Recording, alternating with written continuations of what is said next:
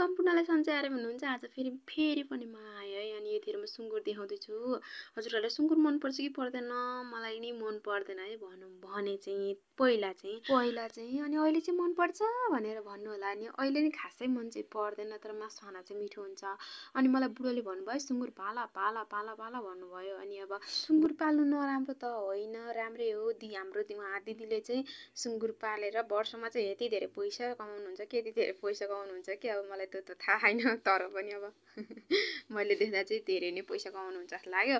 अनि अब केटी लिएर आएर अनि बुचो लायो भने चाहिँ अनि त्यहाँबाट त्यसले बच्चा जन्माउँछ। अनि बच्चा बेचेपछि त फाइदा हुन्छ नि त भनेर चाहिँ अनि अब घरमा बसेर आम्दानीको स्रोत त बनाउनु पर्यो भनेर चाहिँ सुँगुर लिन आएको म चाहिँ यतिखेर चाहिँ त्यसले आएर हालिदिइरहनु भएको थियो। अनि सुँगुरले चाहिँ यति मजाले खाएको थियो कि अब सुरुमा चाहिँ कराउँछ होला जस्तो लागेको थियो मलाई पनि। अब लिएर जान्छु भनेर चाहिँ दिदीले एउटा समय दिनुभयो केटी, र मैले चाहिँ लिएर आएँ। पहिला चाहिँ डर लागेको थियो, पछि त केही पनि डरसर त गयो। अनि त्यसपछि मैले यहाँ सुँगुर छिर्छ भनेर यसरी जाली हालिदिएको छु, दाइहरूको खोरमा हालेको छु, तर खोर बनाउने चाहिँ विचार चाहिँ छ मेरो पनि होइन।